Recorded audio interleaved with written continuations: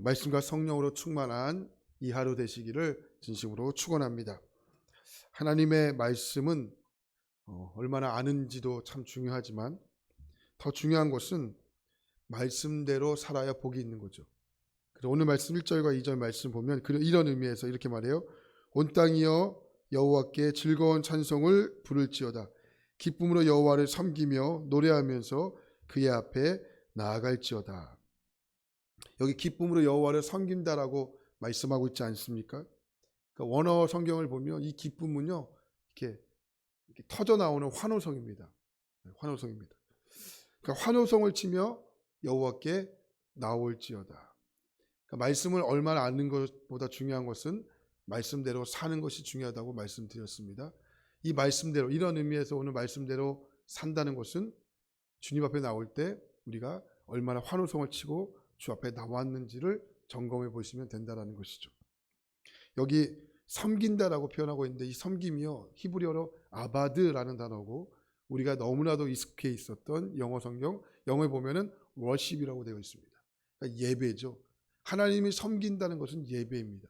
구약시대 때의 예배는 하나님 앞에 엎드리는 것을 의미했습니다. 바짝 엎드리는 겁니다. 그냥 단순히 무릎 꿇고 엎드리는 것이 아니고 하나님 앞에 바짝 엎드려 하나님 앞에 우리의 모든 존재를 낮추는 겁니다. 그것이 바로 예배입니다. 또 현대에는 예배를 서비스라고 이야기하지 않습니까? 서비스. 그러니까 예배가 뭐냐? 나만 하나님 앞에 드린 것이 아니고 옆에 있는 분들도 하나님 앞에 나갈 수 있도록 내가 서비스해 주는 겁니다. 이게 바로 예배입니다. 그러니까 핸드폰을 울리는 것은 옆 사람에게 서비스가 안 되는 거죠. 그러니까 예배는 이거는 오히려 방해하는 겁니다.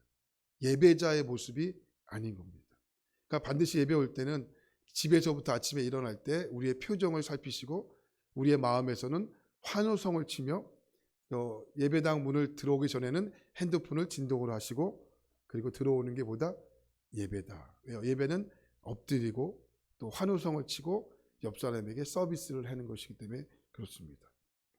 하나님께 나아갈 때 환호성을 치고 기쁨의 찬양으로 나아가야 되는 것, 이게 하나님의 말씀입니다.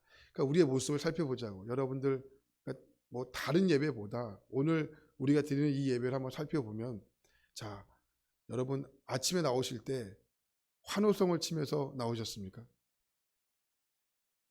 아침에 일어나자 와우 막 이렇게 환호성을 치면서 나오셨습니까?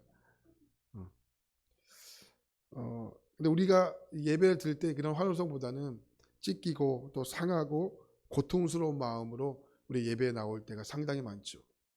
그래도 주일 예배는 드려야지, 또 하루에 시작하는 아침인 새벽 예배는 드려야지, 이런 모습도 훌륭한 모습이지만, 그러니까 우리의 예배가요 이런 세상적인 것에 취해서 이런 기쁨과 감격과 환호성보다는 안타까움으로 우리 예배가 드릴 때가 많다라는 것이죠. 어쩌면 우리의 예배가요 이 모습 가운데, 이 모습, 기쁨을 잃어버리는 모습이 더 익숙해 있는지도 모르겠습니다. 아이들이 사춘기 시절을, 여기 다 이제 자녀들이 사춘기 시절을 다 보내신 분들이 상당히 많으실 텐데요. 이 사춘기 아이들을 보면 이게 많이 변하지가 않습니다. 그 대답도요 단답형이죠. 응, 왜, 아니, 몰라, 뭐 이렇게 항상 얼굴에요 이게 불만이 이렇게 쌓여 있어요. 섞여 있습니다. 혹시 사춘기에 접어든 아이를 이렇게 안아본 적이 있으십니까? 사춘기 든 아이들 안아보면 꼭 뭐 같냐면 전봇대 같아요. 탁탁하죠. 탁탁하죠. 예배를 드리는 우리의 모습을 보면서 하나님의 마음이 마치 사춘기에 자녀를 둔 부모님의 마음을 같다면 이 하나님이 참 서운하고 또 하나님 속상하고 또 하나님이 얼마나 안타까울까, 이런 마음이 생각이 듭니다.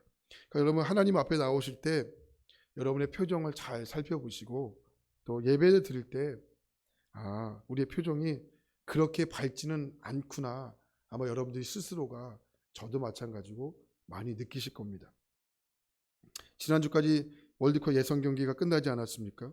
저도 청년들과 함께 여기서 카페에서 12시에 모여서 축구를 봤는데, 이렇게 하나는 이렇게 한국 경기를 보고 TV를 2개를 설치해가지고 하나는 한국 경기를 보고 그 카페에 이렇게 TV가 달려있잖아요. 또 가나 경기를 보고, 이게 좋더라고요. 한국 경기도 보고 가나 경기도 보고 이렇게 보는데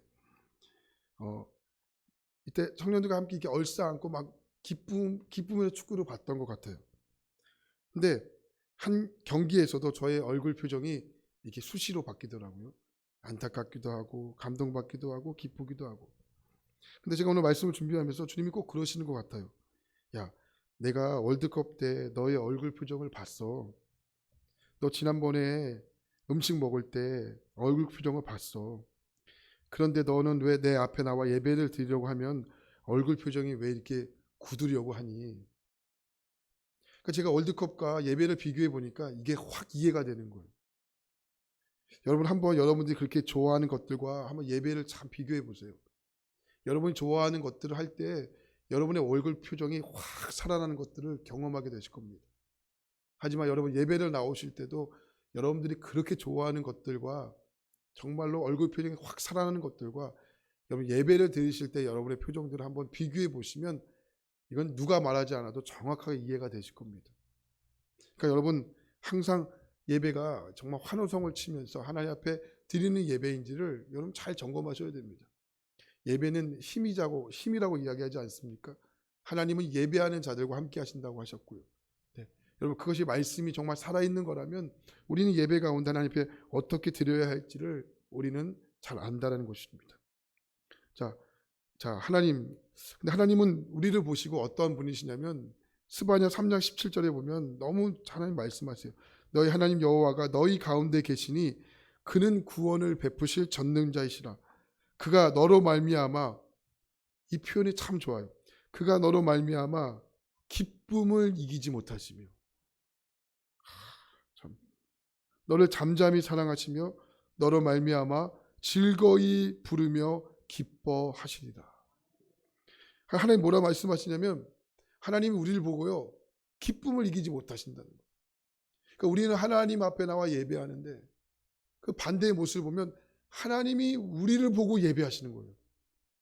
하나님이 우리를 보고 와우! 환호성을 치시는 거라는 거죠. 기쁨을 이기지 못하신다고 하시잖아요. 그러니까 하나님의 기쁨이 대상이에요. 하나님은 다른 무엇이 아니고 저와 여러분이라는 거예요. 기쁨을 이기지 못하신다. 그러면서 하나님이 휘파람을 부시는 거예요. 노래를 부르신다고 하시잖아요.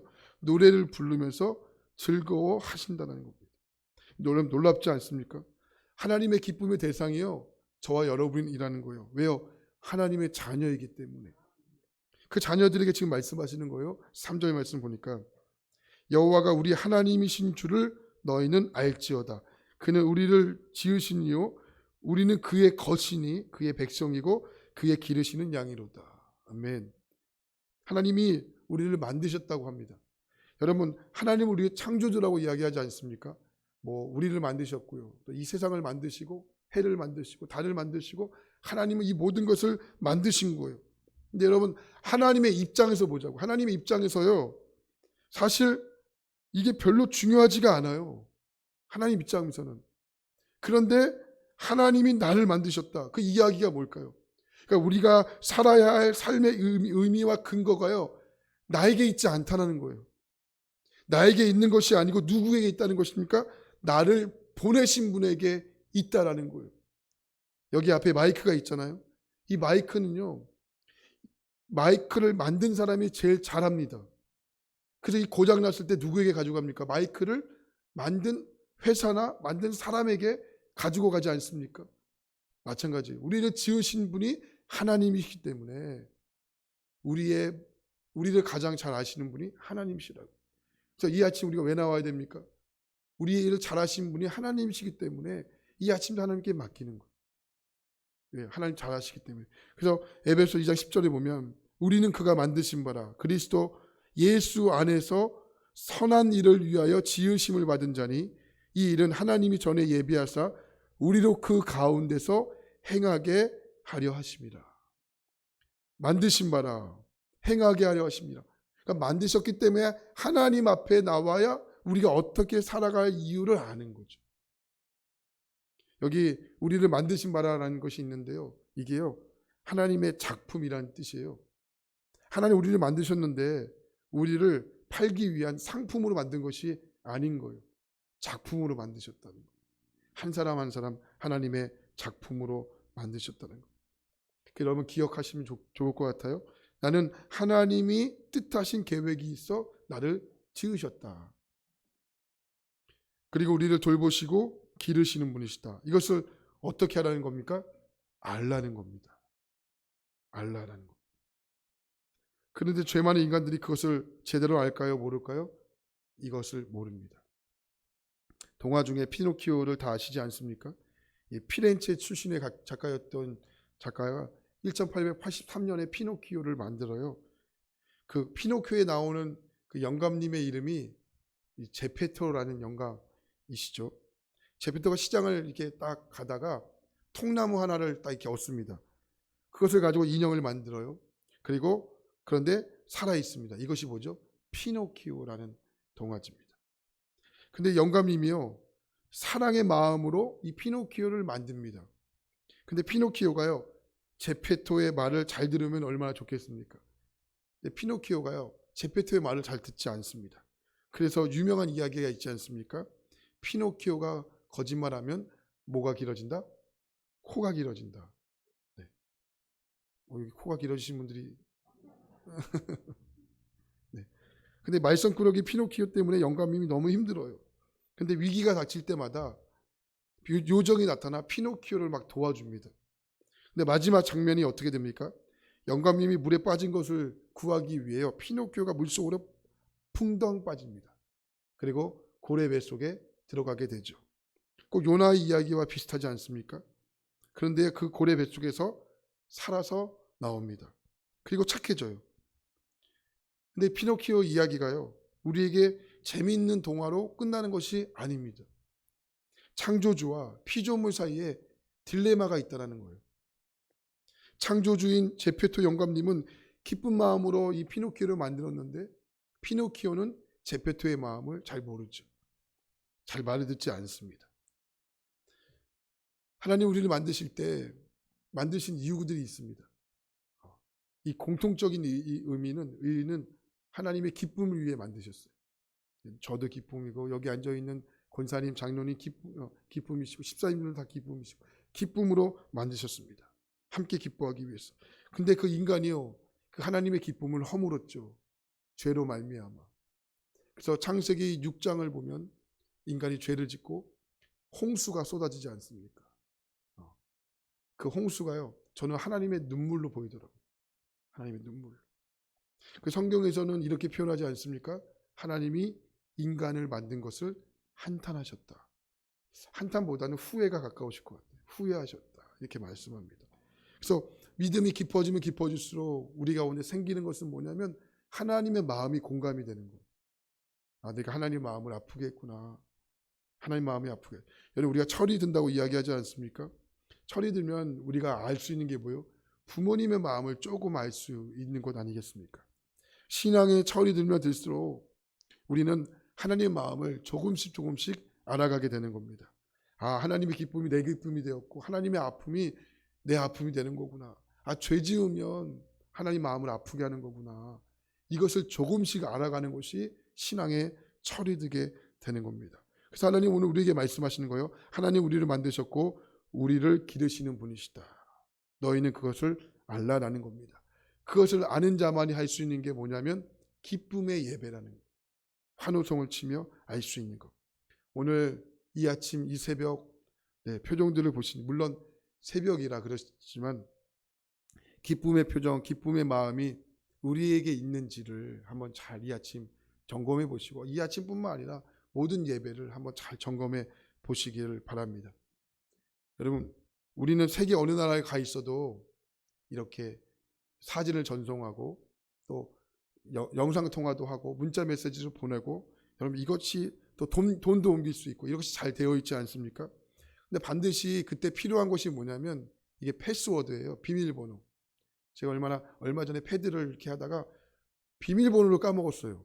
하다가 비밀번호 까먹으니까 뭐 10초 후에 열립니다. 또 하니까 또 1분 후에 열립니다. 15분까지 잠기더라고 얘가. 15분 동안 제 건데 못 열었어요. 거기 안에 자료도 있고 해야 되는데 못 열었어요. 아, 비밀번호 뭐지? 하다가 생각이 나서 15분 만에 열었어요. 제 건데 패스워드가 생각이 안 나가지고. 여러분, 비밀번호 잃어버리면 돈 못 찾죠.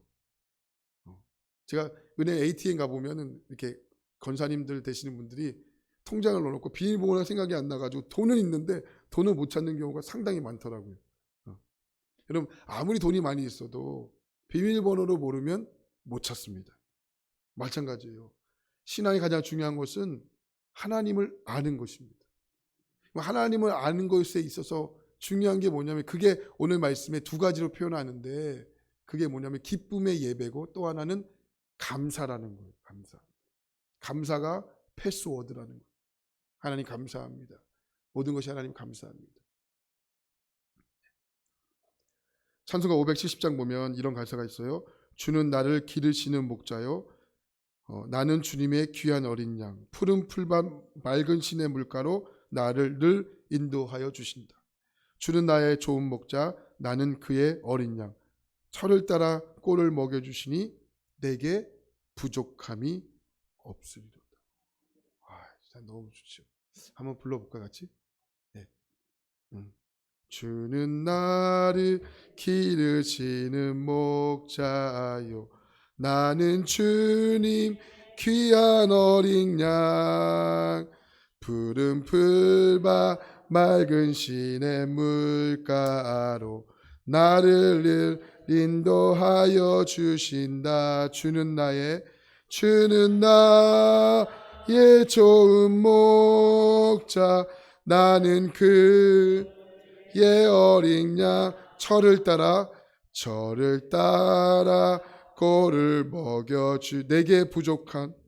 내게 부족함 전혀 없어라.